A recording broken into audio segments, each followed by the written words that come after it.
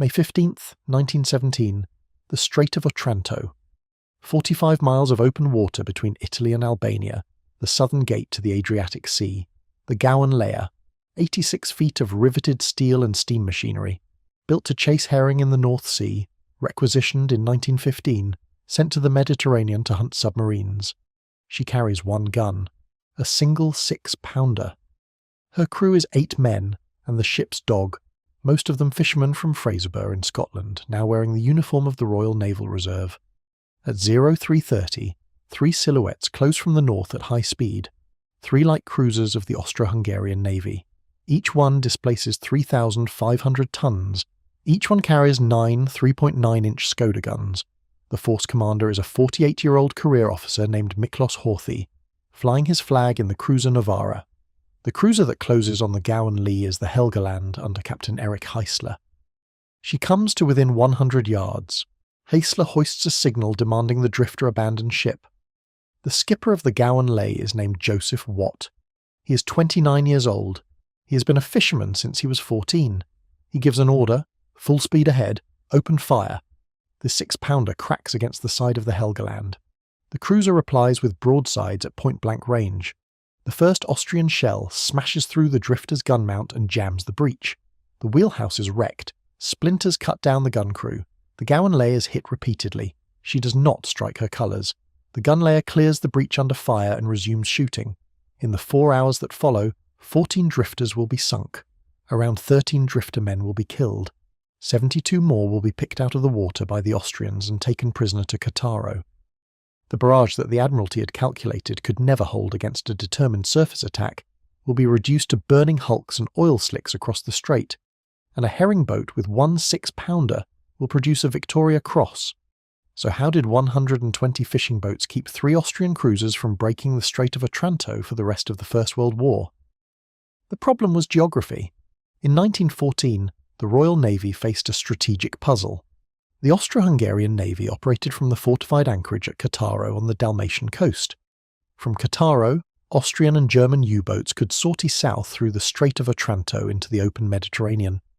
Once they were in the Mediterranean, they were nearly impossible to catch.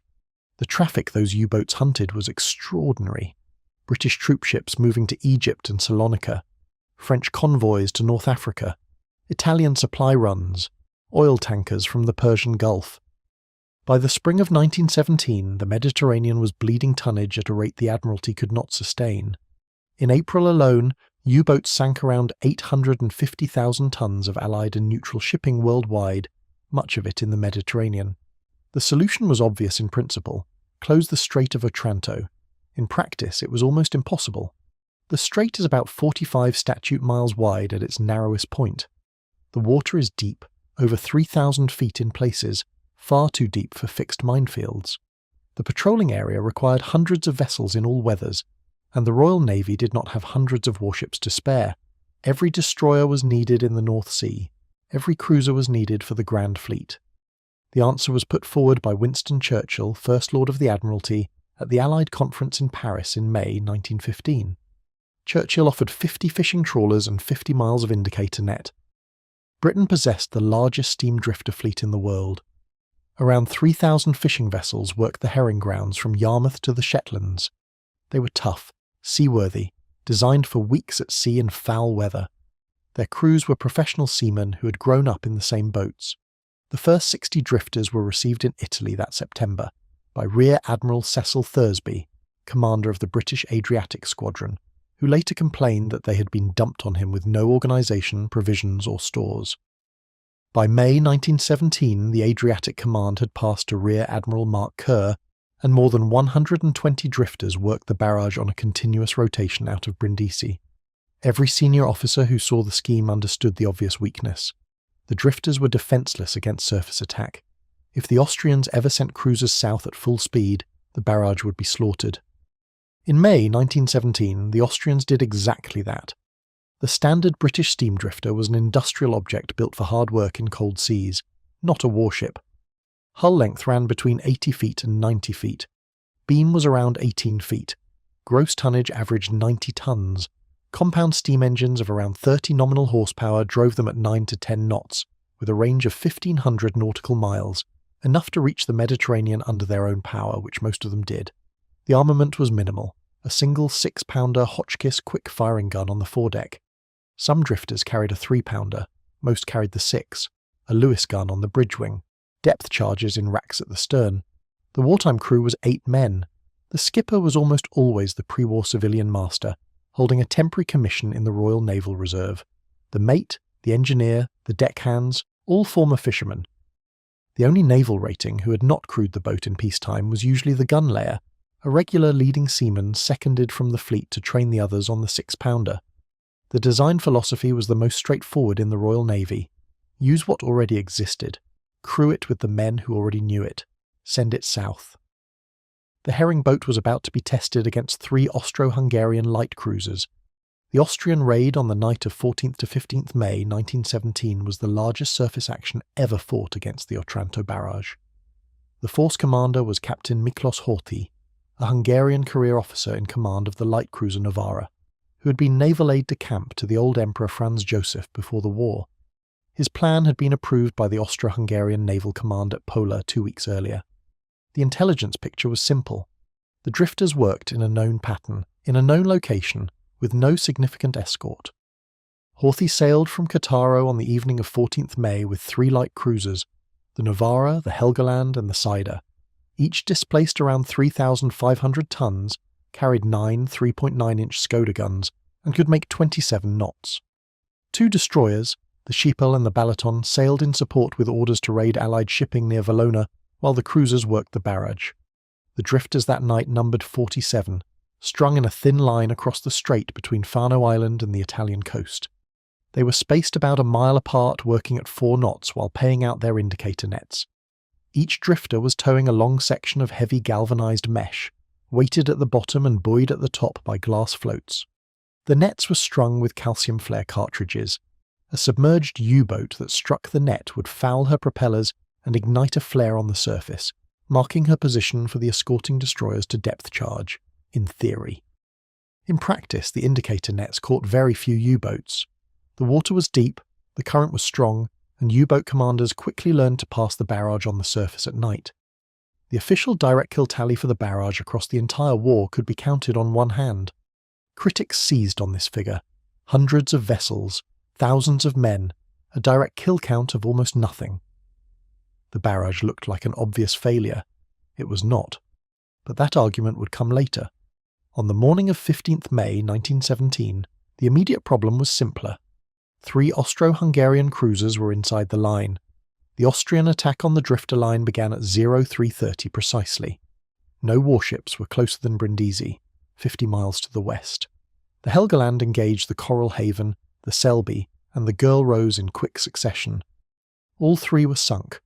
All 3 stayed in action under cruiser fire until they foundered under their crews. The 6-pounder Hotchkiss had a theoretical maximum range of around 8,000 yards, but a practical engagement range, in drifter service, of closer to 2,000. Against an Austrian cruiser at 100 yards, the practical range and the absolute range collapsed into the same number. The drifters fired until their guns were destroyed. The Cider moved further south. She engaged the Admirable, the Tates, and the Transit. All sunk.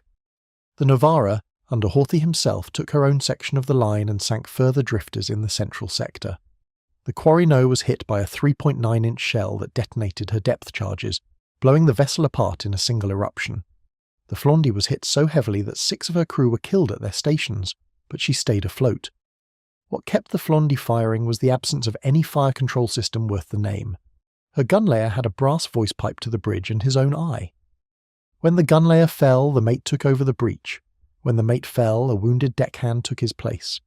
There was no central director to break, no rangefinder party to lose. The gun could be fought by whoever was still standing. The little 6-pounder stayed in action until the Cider moved on to other targets, and here the Helgoland met the Gowan Lea. Joseph Watt saw the cruiser closing at high speed and ordered his gun layer to load. The Helgoland came within hailing distance. Heisler hoisted a signal demanding the drifter abandon ship. Watt ordered the 6-pounder to open fire.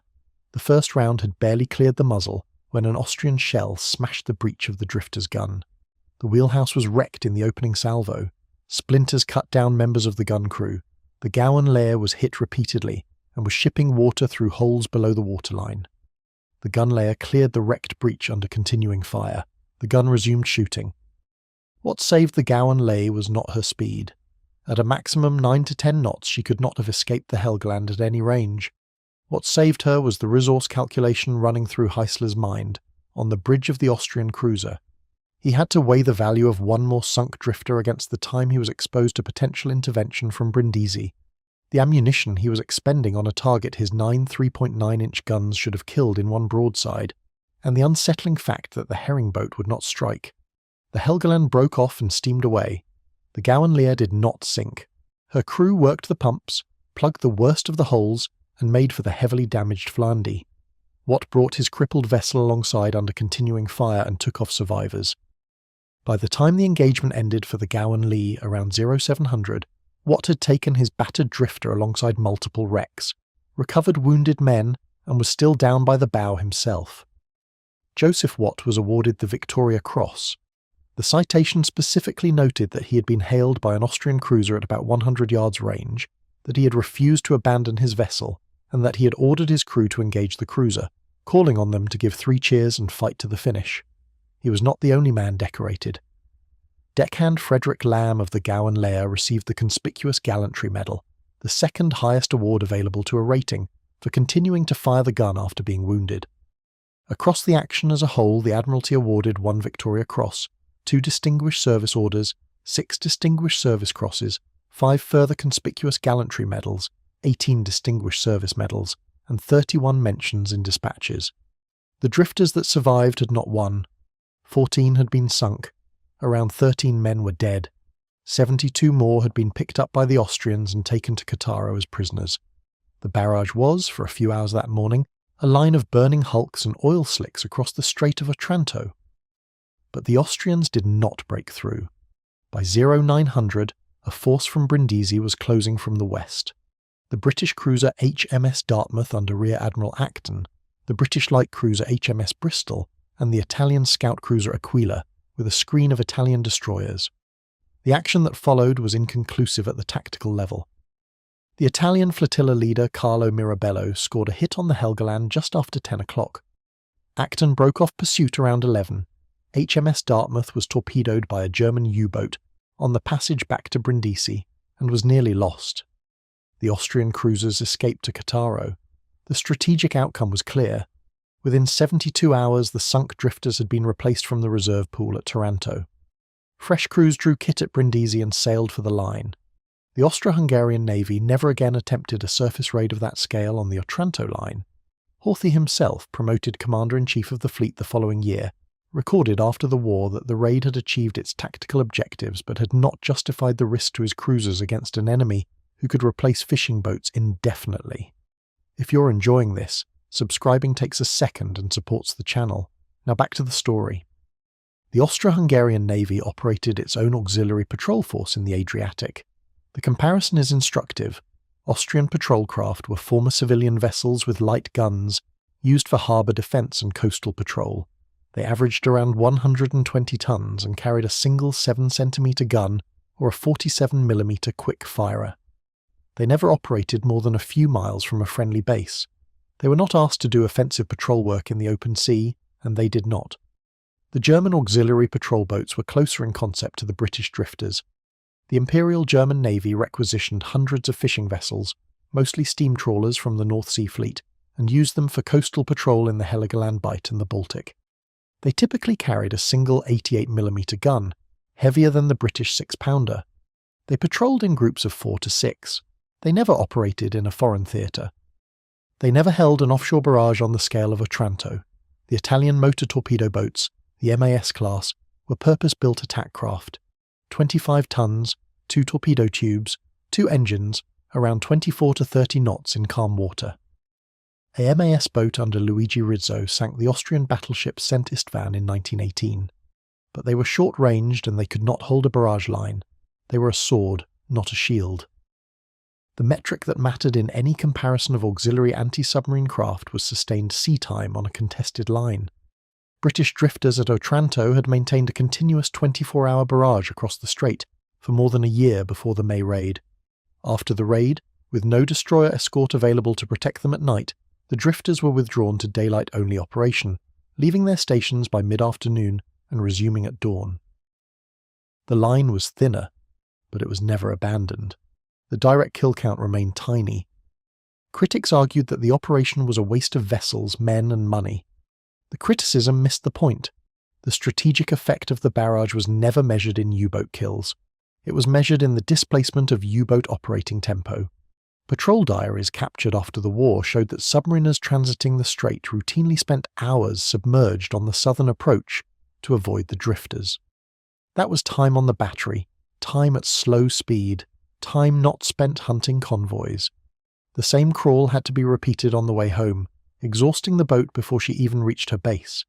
The drifters did not sink the U-boats, they wore them down, and they did it with fishing boats designed to chase herring, crewed by men who had spent their lives mending nets, armed with a single light gun apiece. The Austrian cruiser raid was an attempt to break that effort with overwhelming surface force. It failed because the resource imbalance ran the other way. Austria could not afford to lose a cruiser to replace a fishing boat. Britain could replace the boat in a fortnight. Think back to 0330 on the morning of 15th May 1917. The Gowan Lea, 86 feet long, 90 tons displacement, one 6-pounder gun. The Helgoland, 390 feet long, 3,500 tons displacement, 9 3.9-inch Skoda guns. A fisherman from Fraserburgh against an Austro-Hungarian career officer. What opened fire first? The critics who called the drifters defenceless were wrong. The strategists who said a barrage of fishing boats could never hold against a determined surface attack were wrong. The Austrian command that calculated the raid would force the Allies to abandon the line were wrong. The cruisers came south at 27 knots, killed 13 drifter men, carried off 72 more and went home. The drifters were replaced inside 3 days. The line held for the rest of the war. The U-boats kept burning battery power crawling past the herring boats. Joseph Watt wore his Victoria Cross until his death in Fraserburgh in 1955. He is the first of 2 Royal Naval Reserve skippers to win the cross in the First World War. The second went to skipper Thomas Crisp 3 months later. The strait stayed closed. 45 miles of open water, 120 fishing boats, 3 Austrian cruisers that came once and did not come back. The herring fleet had held the Adriatic.